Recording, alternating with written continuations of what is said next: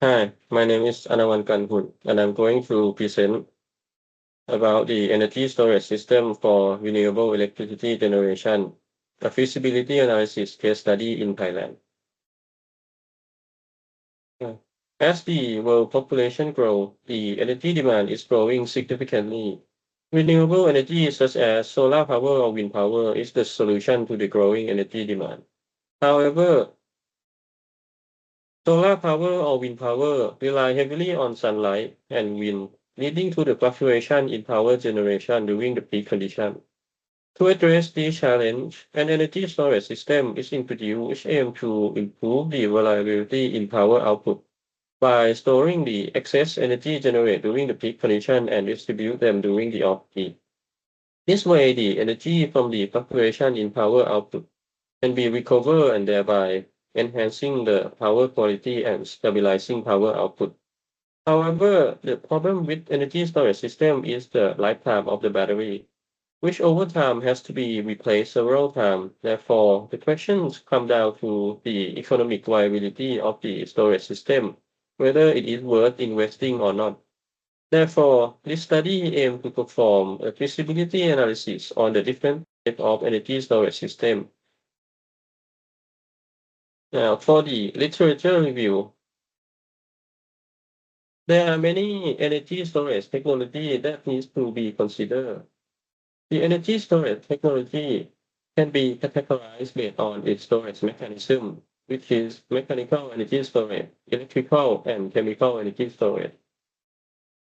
For the mechanical energy storage, the first one is pump hydroelectric storage.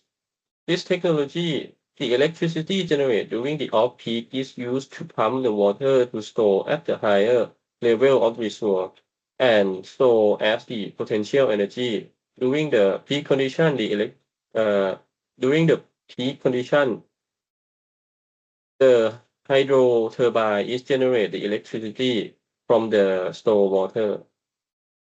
Next one is the compressed air energy storage. This is similar to the pump hydrostatic, only this time it pump air to build up high pressure instead of water. And lastly, flywheel energy storage. This technology is use the energy to spin the disk and store it as the kinetic energy and release it by using the spinning disk to drive the turbine to generate electricity. For the electrical energy storage, the energy is stored through a magnetic field generated by the electrical current. For the supercapacitor, the charge is stored on the surface of electrode, which made from the high porous material. Therefore, this type of energy storage can be charged or discharged quickly. However, the capacity is low because it's limited by the porosity of the electrode material. And for the superconducting magnetic energy storage, it's very similar to supercapacitor, where supercapacitor store energy in the porous material, but superconducting magnetic energy storage, the energy is stored on the superconducting coil, which come in the highly cost and due to the superconducting coil require low temperature and usually use liquid nitrogen or helium to maintain the temperature. Lastly, the chemical energy storage. For the chemical energy storage, the energy is stored through a chemical reaction. Therefore, this type of energy storage takes longer time to charge or discharge energy, and the corrosion of the electrode is typical problem due to the chemical reaction, leading to the low life cycle compared to the electrical energy storage. Now, for the first three, lead acid battery, nickel electrode battery, and lithium ion battery are very similar, similar type of the battery. Only the lead was the first generation of this type of battery, lead acid, and later on developed into use nickel electrode and later on lithium ion as we see nowadays. Next, the sodium sulfur battery and sodium nickel chloride are classified as the molten salt battery. because this device is store energy in terms of heat, where it can be used directly to store geothermal energy or use the electricity to generate heat and store them. Now, the last three, zinc bromide, uh, polysulfide bromide, and vanadium redox battery, classified as the full battery because the electrolyte of the battery is for circulatory into separate tank and exchange ion to the cell stack, which electrolyte never touch each other. Therefore, the lifetime of the electrolyte is very long, whereas the cell stack are often replaced, resulting in the high operating and maintenance cost.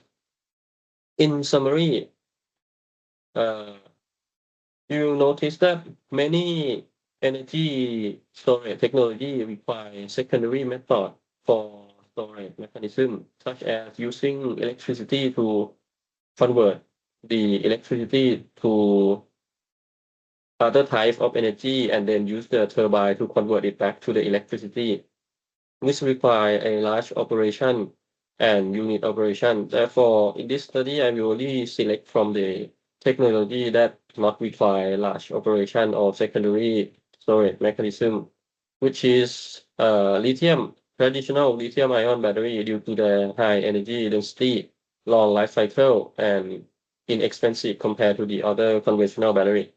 And vanadium redox battery for the large storage capacity and long storage duration. Lastly, a supercapacitor which must be high power density and extremely long life cycle. One of the next points to consider is the economic measurement. The economic measurement is the method to evaluate economic viability, efficiency, and the performance of different investment and project. And as you can see, there are several economic measurements, which are net present value, total life cycle cost analysis, levelized cost of energy, internal rate of return, payback period, and benefit to cost ratio, which will provide the evaluation in the different perspective. For example, the first four economic measurement will show the value of the project in terms of money, where the IRR show the show in terms of percentage, and payback period will show in terms of time, which usually in years, and the benefit to cost ratio is in terms of ratio. For example, from the project X, Y, and Z, you will see that project Y is the best project in terms of the analysis because it has the highest present value and the highest rate of return, which is 26%, and the lowest payback period, which means that it will take 3.2 year to break even, and the highest benefit to cost ratio, meaning that the higher the number result in the higher the benefit. And so review. Net present value stand out to be one of the main economic indicator and used to evaluate the performance of a system for including the time factor which the interest rate. The net present value allows one to quantify the profit being calculated as the difference between the present value of the benefits obtained and the cost incurred in the investment. The second one is the IRR, or the internal rate of return. It is a criterion used in the feasibility study that can identify the interest rate and makes the net present value of all project cash flow equal to zero. And the last one is the uh, discounted payback period, which allow us to find the time for the project to break even. And these three are the commonly used economic method, which I will use in this study. For the methodology, The storage capacity is assumed to be 2,000 kilowatt hour per day, and the saving rate is 2.83 baht per kilowatt hour. The salvage value and the discount rate is varying from 10 to 30%, and the parameter regarding the battery are shown in the table. Now, the cash flow is constructed based on several assumptions, starting with the installation and system testing time. First, the energy storage system with lithium-ion battery would take 9 months for the initial installation, then reduces to 3 months in every replacement due to the gain in experience. For supercapacitor, the initial installation would take a year due to its small in size and require large amount of device, and then decrease to 6 months in replacement. And lastly, the initial installation for the vanadium redox flow battery would also take 1 year due to the technology is rather new and unfamiliar, then reduced to 6 months in later replacement. This results in no operating and maintenance fixed cost or income during the installation or the replacement period. The income is coming from the selling of the store electricity at the saving rate of 2.8 baht per kilowatt hour. And lastly, the efficiency of the battery is decreased to 80% of at the end of the battery lifetime. Now, for example, the cash flow of the lithium-ion battery, you will see that in year zero, lithium-ion takes 9 months to install and test, and you see that there are income and the operating costs of uh, the last 3 months until the end of the year zero. And from year 1 to 5, you will see the income gradually reduce due to the efficiency of the battery reduce down to 80% in year 5. And because it's at the end of the lithium-ion battery lifetime. And at the beginning of year 6, where the battery have been replaced and living 3 months without income or operating costs. And with this approach, I apply the cash flow for all battery and perform a feasibility analysis for all battery. Now, for the results and discussion, first, the graph show the net present value of each battery against the discount rate at the salvage value of 10%. We can see that vanadium redox flow show negative net present value, meaning the loss of approximately 2 million baht in investment due to its extremely high operating and maintenance cost. And according to the table 2, which is almost double of the lithium-ion battery. Meanwhile, the supercapacitor show high net present value, but still losing to the traditional lithium-ion by millions of baht.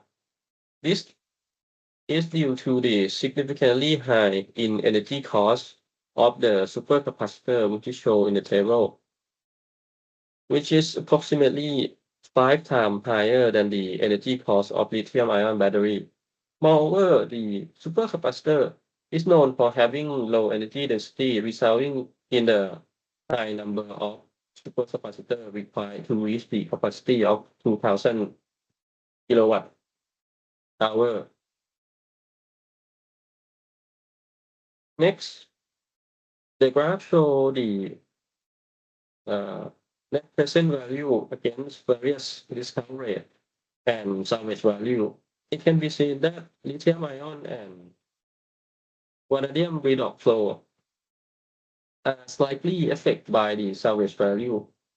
Meanwhile, it is shown that the salvage value affects significantly on the supercapacitor due to the higher number of replacement of supercapacitor, which is approximately 15 times over the period of 30 years.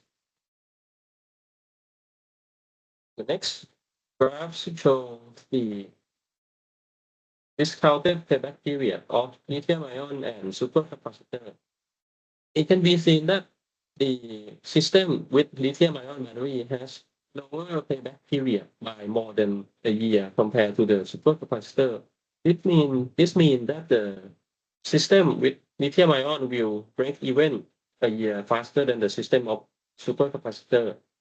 Additionally, by comparing this two graphs, it shows that the salvage value affect payback period of the supercapacitor significantly higher than the lithium ion at the discount rate of 10%.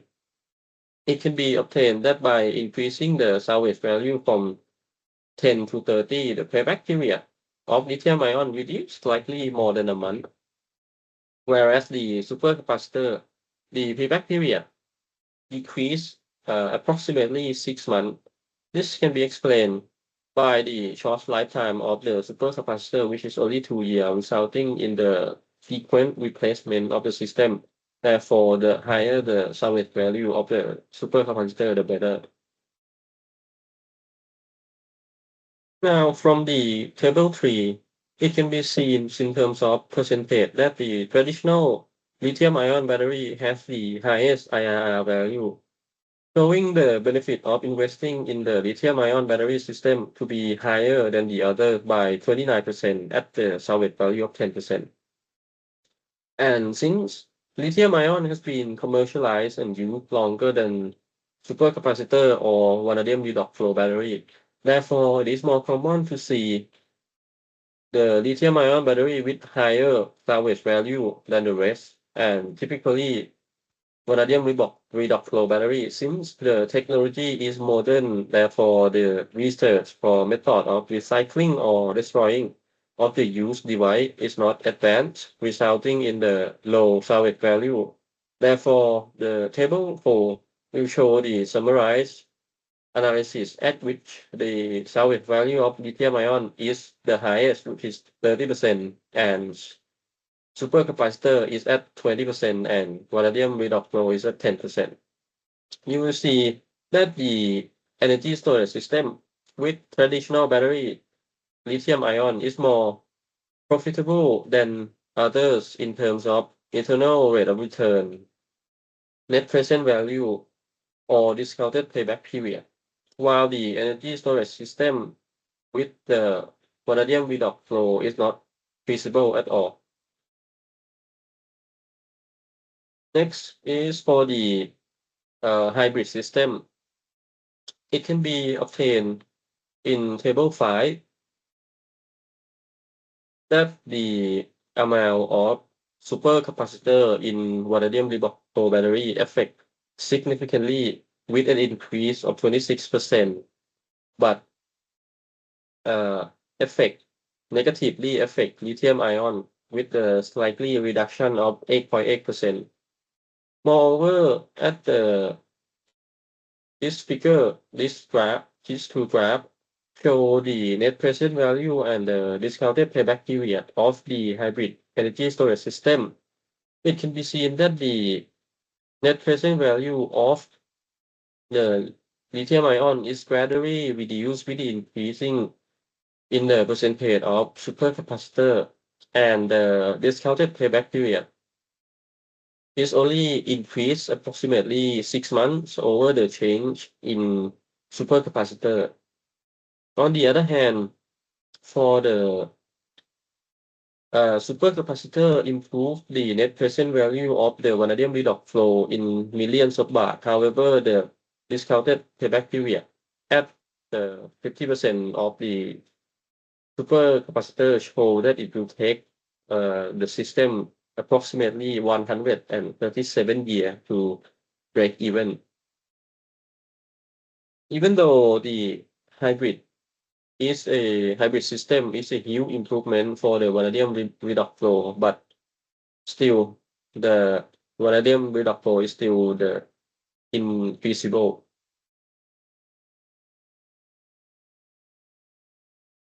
In conclusion, the energy storage system using vanadium redox flow is infeasible at the moment in Thailand due to the high operating and maintenance costs. This technology needs to improve in the operating and maintenance cost and service value in order to be more compatible with other devices. As for supercapacitor, the analysis show feasible and a more compatible results with lithium ion. However, due to its high energy cost and low energy density, make lithium ion system more profitable in comparison in this feasibility analysis.